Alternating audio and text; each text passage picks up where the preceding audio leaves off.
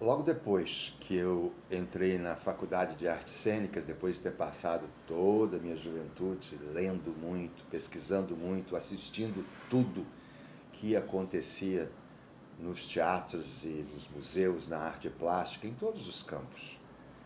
Então eu fui para a Faculdade de Artes Cênicas. Primeira aula de três grandes personalidades: Bárbara Eleodora, o crítico Ian Michalski e um outro crítico chamado Aldomar Conrado, também escritor de um texto magnífico que eu assisti várias vezes, chamado O Voo dos Pássaros Selvagens. Até hoje eu acho isso um dos melhores textos que eu vi no palco e que eu li e tive a possibilidade de ler. Aí eu tive que começar a mostrar serviço. Então aí você tinha ali José Renato, grande diretor do Teatro Oficina, essas pessoas que eu citei, outros críticos importantes como o Wilton Carlos de Araújo, que era escritor, de quem eu li o primeiro livro sobre educação nas artes, Glorinha Voigt-Miller, uma das maiores professoras de voz que tivemos no país, que temos no país, e também Henrique Oscar, de História das Artes. Acredito eu que talvez porque eles me vissem sempre chegando nos compromissos ali com uma meia ou hora de antecedência, os professores acabam vendo o interesse que você tem por aquilo que você está fazendo. Não é porque conversa, pergunta, você também pergunta, e eu fazia muitas perguntas para essas pessoas. Eu queria saber tudo que o Ian Michalski pudesse me trazer. Eu queria reconhecer e reconhecer tudo que Bárbara Eleodora poderia me trazer. Depois, um dia eu precisei estudar um texto, de um trecho de um livro, de uma peça do William Shakespeare, e aí eu procurei por ela e perguntei se ela podia me orientar, se ela podia me ajudar, me mostrar um caminho, me ouvir, me corrigir. E ela se pôs prontamente a meu favor, a meu espaço, e até me convidou um dia para ir junto com um outro amigo à casa dela no bairro do Cosme Velho, onde ela morava com uma filha dela que também é atriz, Patrícia Bueno. E olha, aqueles momentos que eu estive aí com ela, eu lendo o texto e ela parando, me corrigindo com bondade, né, me ensinando, me explicando, mostrando material para mim, impagável. Onde é que você consegue uma oportunidade dessa tão jovem? Eu tinha 18 anos, talvez, 19. Na casa da Bárbara Eleodora, ouvindo Ian Michalski, que pacientemente respondia as minhas perguntas, me orientava sobre espetáculos que eu deveria assistir. Aliás, graças a ele, eu fui levado, ele me levou para assistir Irma, do Garcia Lorca. E ele me conseguiu um convite, eu pedi a ele, ele entrou em contato. Então tudo isso, eu estou falando isso por quê? Porque eu mostrava para esses mestres o meu interesse em querer saber, eu estava lendo, eu falava das novidades que estavam vindo de outros países, de outros estados, como é que eu fazia para entrar naquele teatro, se alguém conhecia alguém ali, se tinha algum amigo ali que pudesse me dar um convite, me permitir entrar pelos fundos, sentar lá atrás. E claro, isso tudo eles viam o meu interesse. Então, aí aconteceu uma coisa absolutamente interessante. Eu já tinha estudado com profundidade as obras de Grotowski, Stanislavski também, claro, mas eu quero me fixar especificamente no Grotowski. Não sei quem, acho eu, que foi uma diretora ou uma produtora cultural de São Paulo, enfim. Mas eu sei que eu encontrei com Ian Michalski e ele me disse que estariam trazendo para o Brasil o Grotowski. Não. Ah, eu queria estar lá. Então ele me explicou que iriam escolher três grupos, digamos. Um grupo que ia passando pelo meu, né, pela minha idade, até, digamos, 30 anos. Dos 30 aos 50 e dos 50 em diante. Então seriam escolhidas, por exemplo, 40 pessoas por cada grupo. Acho eu, espero não estar errado, que quem trouxe ele para o Brasil foi a agitadora, diretora, atriz magnífica, que eu tive a oportunidade de conhecer também, Ruth Escobar. E eu me inscrevi, passei por todas as etapas e eis que eu fui escolhido para estar junto a esse trabalho que o Grotowski iria fazer no Brasil. E é interessante notar que, se for parar para observar, eu sou um dos poucos que ainda está vivo, na ativa, e que estava lá, lado a lado. Eu me lembro de um dia sentado no palco do teatro Glaucio Rocha, os dois no chão. Ele sentado no chão, eu sentado na frente dele, e eu fiz uma pergunta para ele. Devo esse meu encontro ao crítico Ian Michalski. E o Ian, talvez porque visse em mim essa vontade de aprender, de perguntar, de tirar material, ficava ali traduzindo, passando as minhas perguntas, e ele pacientemente me respondia. E eu disse para ele, mesmo estando começando, eu vejo as dificuldades que o teatro no nosso país atravessa. Todo lugar tem problema. Não tem uma linha específica de apoio, de patrocínio, de ajuda.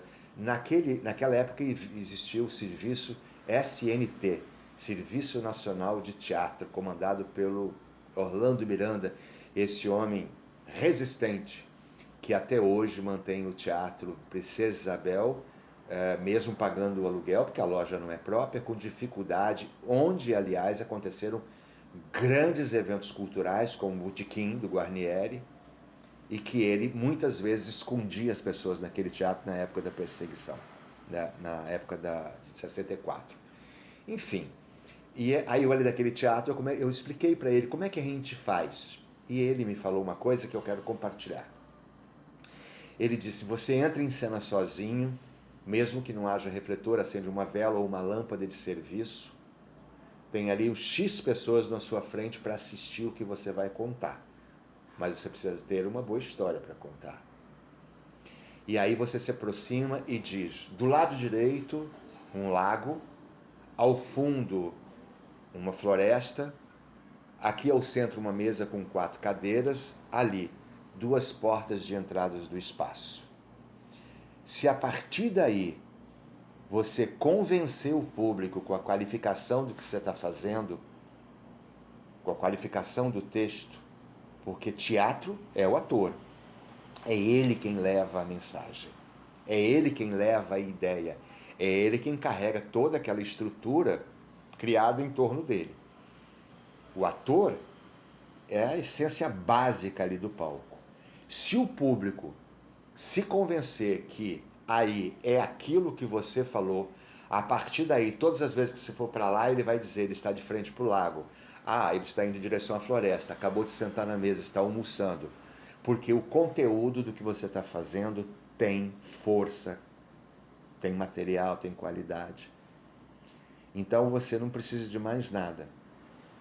Então o que chamo de teatro pobre do Grotowski, na verdade, ele traz de volta e entrega nas mãos do seu verdadeiro proprietário, que é o ator, que é a atriz. Agora, as gerações foram mudando, não é? A televisão chegou, criou-se espaço da fama, todo mundo quer um minuto de fama. Ah, o teatro vai acabar. Disseram isso também da rádio, quando veio a televisão, e o rádio não acabou, está aí até hoje. Ah, a televisão vai terminar com o teatro está aí até hoje. O teatro não vai terminar nunca. Ele existe há séculos, milênio, e está ali trazendo para nós as informações de século a século, de década a década.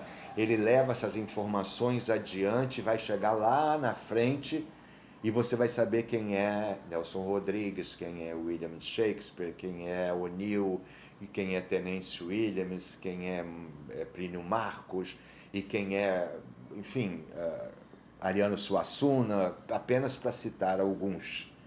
E nós temos aqui os magníficos poetas e escritores. São eles que levam adiante a ideia.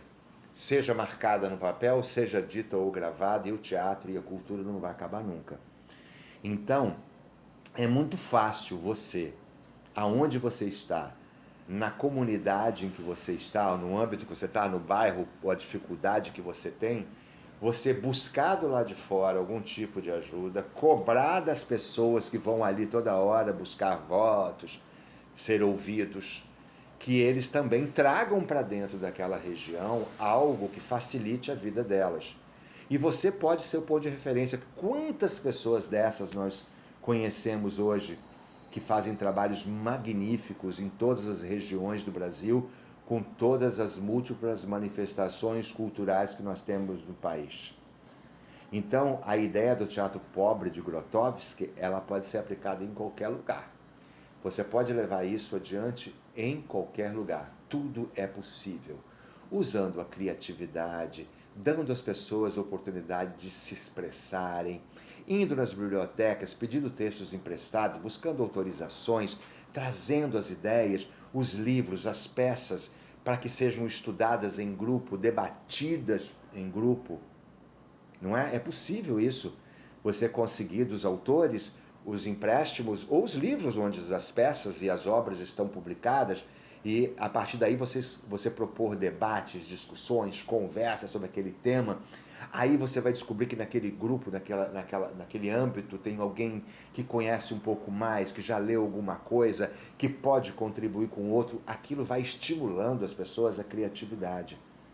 Então o teatro acontece onde você quer que ele aconteça.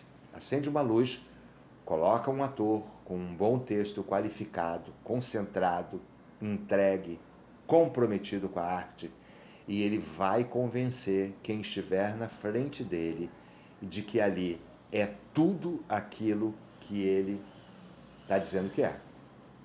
Às vezes, quando eu vou entrar em cena, nem sempre algum teatro em que eu estou no Brasil afora, e não existe um estado do Brasil onde eu já não tenho estado representando, trabalhando, fazendo alguma coisa, sempre ligado às artes. Eu pisei em todos, sem exceção, e por mais de uma vez.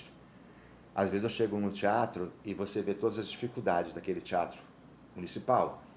O ar-condicionado está quebrado, os funcionários, às vezes o teatro precisa de 10 funcionários, tem 45, mas no dia só tem 3. É um outro problema a ser resolvido. E aí você começa a ver as dificuldades pelas quais você vai ter que se ultrapassar para poder entrar em cena às 21 horas. Eu perdi a conta das vezes em que eu vou atrás da sala onde fica o balde, o esfregão, as vassouras e saio limpando o palco. Eu perdi a conta das vezes em que eu procuro um mercado, uma farmácia, algum lugar em que eu encontre algum produto higienizador com um mínimo de perfume para tirar aquele mau cheiro do mofo que está naquele espaço. Mas eu sei que às 9 horas, quando aquelas lâmpadas que sobraram se acenderem, aí vai acontecer uma grande mágica. Você pode encantar aquele público com uma grande possibilidade. Você pode envolver todos. Então, o teatro pobre de Grotowski nada mais é da grande possibilidade que todos nós, atores, temos de nos fazermos ser vistos, ouvidos com todas as ideias de compreensão e possibilidades. Você pode fazer vários exercícios muito simples. Um deles, eu quero dar essa dica para você, eu fiz muito isso. Pega um personagem com algum tipo de dificuldade, se veste desse personagem, acompanhado de um outro colega jovem, ator também, saia na rua fazendo aquele personagem com aquela dificuldade, com aquele comportamento, para você sentir na pele como é que as pessoas reagem a alguém que você vai representar no futuro, e você vai se impregnar daquelas energias e vai representar aquilo com mais propriedade. Viva Grotowski! Viva o teatro pobre, viva a inteligência do ator brasileiro que é capaz de transmutar, modificar e transformar em festa e qualificação a presença do público no teatro, que nunca há de faltar.